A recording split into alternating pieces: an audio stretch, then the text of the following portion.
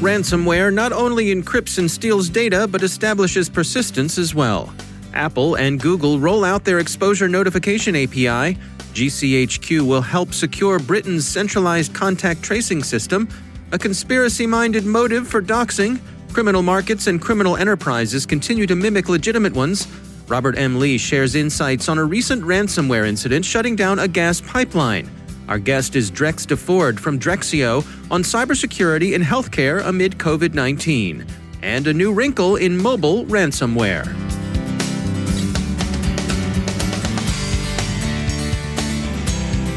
It's time to take a moment to tell you about our sponsor, Recorded Future. Recorded Future is the real-time threat intelligence company whose patented technology continuously analyzes the entire web to develop information security intelligence that gives analysts unmatched insight into emerging threats. And when analytical talent is as scarce and pricey as it is today, every enterprise can benefit from technology that makes your security teams more productive than ever. We at the CyberWire have long been subscribers to Recorded Future Cyber Daily, and if it helps us, we're confident it will help you too. Subscribe today and stay a step or two ahead of the threat. Go to recordedfuture.com/cyberwire to subscribe for free threat intelligence updates from Recorded Future. And we thank Recorded Future for sponsoring our show.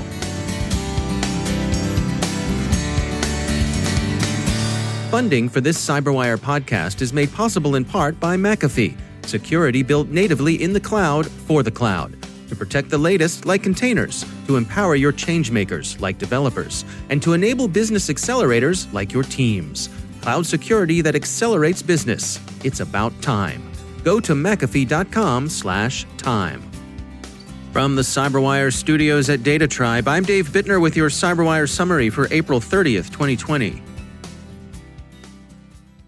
It's now a commonplace to say that ransomware gangs threaten to dox their victims as well as render their data encrypted and inaccessible.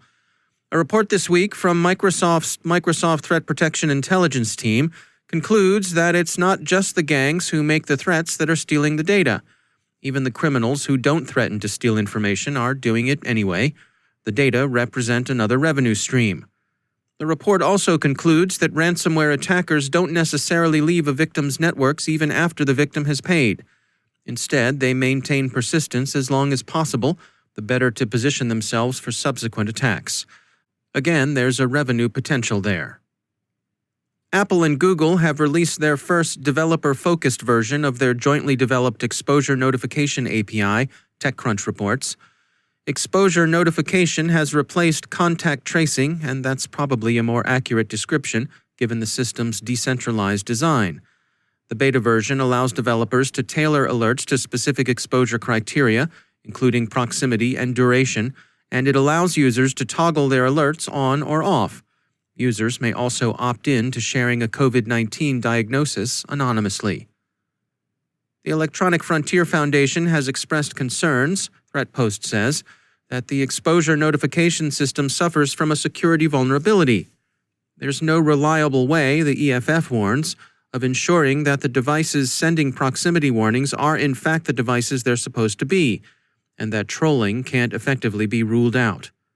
There are other problems with false positives that don't require bad actors' involvement. To take some of the examples the EFF considers, 2 cars with windows rolled up passing side by side in traffic, a patient near a nurse in full protective gear, 2 people kissing. All those look about the same to Bluetooth. As the UK's National Health Service proceeds with plans for a centralized contact tracing system, the government's communications headquarters, GCHQ, will receive such access to the NHS system as it requires to ensure the system's integrity and security. Computing and others quote GCHQ as saying that it has no interest in acquiring personal health data and that the agency's interest is solely the security of NHS systems. ZDNet reports that more than 170 privacy and information security researchers in the UK have signed an open letter about NHSX's development of a centralized COVID-19 contact tracing system. The signatories urge the health benefits of a digital solution be analyzed in depth by specialists from all relevant academic disciplines and sufficiently proven to be of value to justify the dangers involved. They have 3 questions. First, they'd like some reasonable assurance that any contact tracing system would actually work as intended to help control the pandemic. Second, while politely expressing their appreciation for NHS's commitment to transparency, they ask for assurances that anonymized data won't be de-anonymized to associate individuals with the information being collected. And third, they're concerned that the system might be adapted to other purposes and retained even after it had served its purpose and the UK has emerged from the pandemic. No mission creep, please. Drex DeFord is founder and CEO of Drexio, a healthcare IT consultancy. I caught up with him recently for his perspective on cybersecurity in healthcare amid COVID-19. I think that, kind of the underlying theme for me around cybersecurity, given everything that's happening right now, is that, being in a hurry can be a recipe for disaster in general and certainly now. So we see a lot of health systems doing things like onboarding temporary staff and offboarding temporary staff. And all of that assumes that you're making proper access to systems and moving people and access around. And some larger health systems have identity and access management tools. A lot of them do this process manually. I would just say, there's that kind of stuff. There's certainly a ton of work from home. They have ramped up dramatically when it comes to telehealth and telemedicine. And while all of that is absolutely terrific and really good stuff for healthcare and patients and families, when you do those kinds of things in a hurry, when you build out that kind of infrastructure in a hurry, sometimes you can make mistakes. And so those are the things I worry about for healthcare right now. So is this really an example of how pre-planning for events like these, so eventualities like these, are really going to pay off when you're faced with a situation like this? I think the organizations, we have in healthcare, especially in hospitals, we have a credentialing organization called the Joint Commission. And the Joint Commission requires health systems to do regular sort of disaster drills. I think organizations that have spent time thinking about pandemics and doing drills around those kinds of scenarios probably are in a better situation because of the experience that they've built up. But realistically, no one has experienced anything like this, and no one's been able to drill for something like this. This goes on for a very long time, and most of those exercises are set up for a short period of time. They run maybe a day or a couple of days, and then the exercise is over. This is obviously much more long-term, and so it's been much more of a challenge for health systems. Do you have any sense for what things are going to look like on the other side of this? Any lessons that the cybersecurity folks in healthcare are going to take away from this? Boy, two big things, I would say, absolutely. Given the kind of ramp up that we've had with telehealth and telemedicine, we are at a state in really just a few weeks where a lot of the work that CIOs and health systems have tried to do over the past several years has come to fruition. So I think the reality that some health systems who did maybe a few dozen telemedicine visits in a week before all of this and now do hundreds a day, it's going to be hard to go backward on that. And the other thing is work from home. I think work from home was a challenge in the beginning. It's only been a few weeks. I think it's still a challenge for a lot of people. But realistically, by the time this is over, we're going to have a lot of folks that have built new habits around working from home. They're going to be really comfortable with working from home. And so cybersecurity professionals and organizations in general are going to have to deal with, I think, a new environment where we're going to rethink who can work from home and what kind of benefits we get from that work from home scenario. That's Drex DeFord from Drexio. Bitdefender has taken a look at cybercriminals' activity during the pandemic and concluded that all of the warnings about cybercrime, as good and widely received as they've been, really haven't produced much of a reduction. They saw a 5-fold increase in COVID-19-themed cyber attacks during March, and they think it likely that when April's returns are in, they'll see a comparable rise. A lot of the crime is conventional fraud and phishing with clickbait that appeals to the victim's fears about the coronavirus. But the New York Police Department is seeing a more repellent form of criminal extortion. Some hoods, the Daily Beast reports, are threatening to infect victims' families with COVID-19 should the victims fail to pay protection. The threat is empty, and the NYPD wants everyone to recognize it as a bluff. With that in mind, one might turn to a Digital Shadows report on the apparently softer, more human side of the criminal underworld, charitable endeavors on cybercriminal forums. There's some chatter, probably posted with a mixture of cunning, idleness, and a very small dollop of sincerity, that urges participants in criminal fora to engage in charity, diverting some of their take to the care of widows and orphans, and to other good causes. The chatter is interesting because it shows another way in which criminal markets mimic legitimate ones, not only with customer service, competitive pricing, and other features of commerce, but even with gestures towards social responsibility and even philanthropy. Some of the criminals are having none of it, sensibly pointing out that the sort of crime they're engaged in is by its very nature immoral. Others seem to worry about making a kind of expiation for their crimes. At least that's what they say. So, an interesting light on a corner of the criminal market. But don't build too many hopes on the Robin Hood urge. Remember how those promises to leave hospitals alone worked out. And finally, bogus scareware threats have been around for years. These usually tell users that some law enforcement organization, usually the FBI, has found the users to be up to no good, and that the users must pay a fine to avoid further trouble. The scare is usually delivered by email or displayed in a browser. But Cyberscoop says there's a new wrinkle. Ransomware is encrypting Android devices and delivering a note impersonating the FBI. The Bureau is offering decryption once the fine is paid, or so says the hoods. Most of the victims have been in Eastern Europe, and the ransomware itself has been traded in Russian-speaking criminal markets. Needless to say, the Bureau doesn't collect fines this way.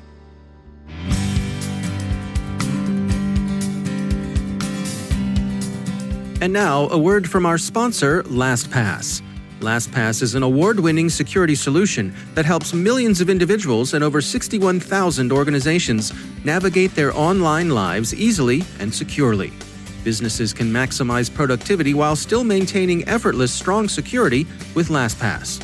Security is essential for a remote workforce. LastPass Identity helps make stronger security seamless through integrated single sign-on, password management, and multi-factor authentication. LastPass Identity enables remote teams to increase security.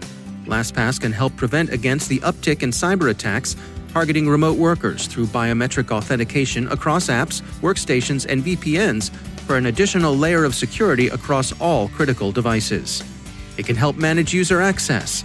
Regardless of where or how employees need access, LastPass ensures employees always have secure access to their work applications through single sign-on and password management. It helps your employees securely share. LastPass enables remote employees to securely share passwords across teams in order to securely collaborate and stay on top of critical projects. And it helps maintain control. LastPass enables IT to remain in complete control over which employees are accessing which resources, no matter where they're working from. With LastPass Identity, you can keep your remote workforce secure and connected. Visit LastPass.com to learn more. That's LastPass.com. And we thank LastPass for sponsoring our show.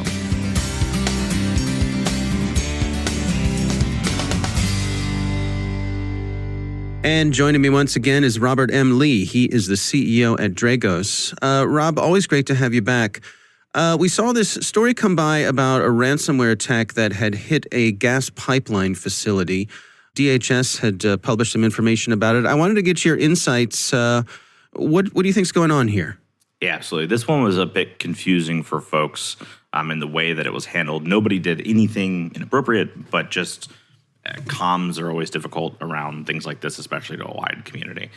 So the pipeline disruption did occur, so it absolutely shut down the ability for it to operate fully for 2 days is what it was being reported as due to ransomware.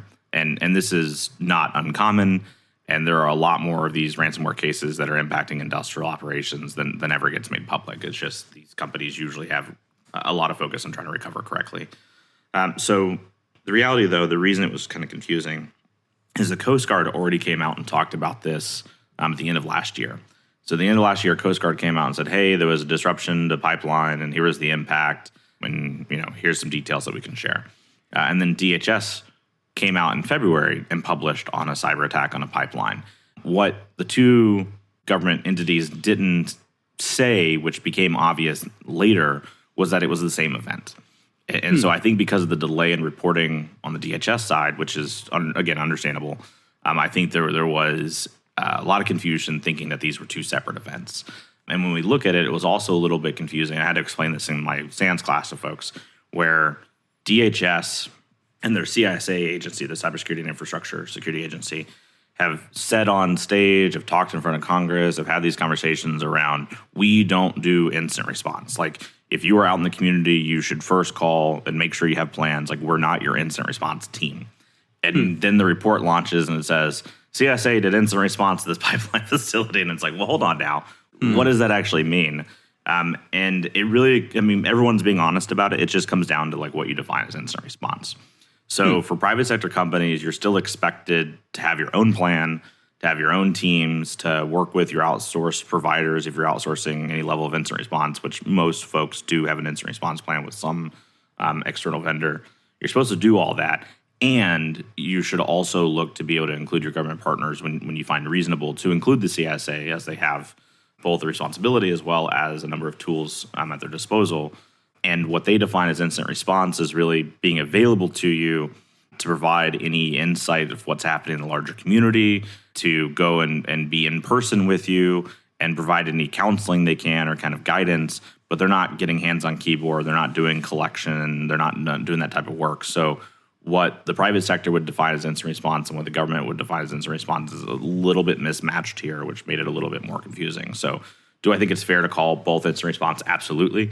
It just comes down to, if you're an infrastructure provider, you should really spell out roles and responsibilities in the incident to all parties involved, whether they're government or not. And on the government side, I would suggest that agencies work together to make sure that there's consistent reporting so that we don't potentially flavor one event as if it's two. And honestly, with no offense to any specific government agency, the right place to report these things out is the DHS. Like that is their singular role, is being able to be the central organizing authority, and the CISA is very well positioned with great expertise inside that organization to be able to be that central communications authority around what the government is working on.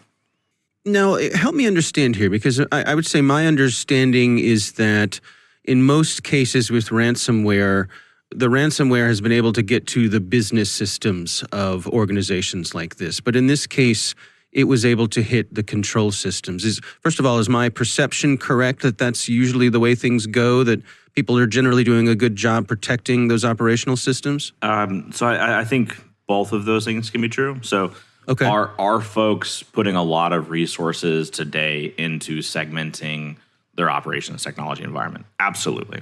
However, not a lot is being done. It's getting better, but not a lot is being done widely on monitoring and understanding what's happening in the operations environment. And so one of the things that we normally highlight to folks is that you may have segmented correctly your IT environment, even though we do find the ability to move into those environments pretty regularly. One of our year in review reports highlighted that over 70% of the time we could traverse from the IT into the OT networks. Like, it's just, you have to be able to for what you're running in business. But the thing that most people don't normally immediately fully understand is that those operations environments are also connected to maintenance personnel, original equipment manufacturers, vendors, supply chain, et cetera, remotely, and shared network access. So just doing things in the IT network doesn't prohibit things coming into the OT anyway. So without saying that folks aren't taking it seriously, because they do, I will say that we are definitely not where we would want to be in operations technology security today, although the trend line is definitely aggressively moving in the right direction. And I think it is also not necessarily true that these things normally just happen to the IT networks. There have been dozens of cases where ransomware has been on the operations side of the house across the world in the last year. All right. Well, Robert M. Lee, thanks for joining us.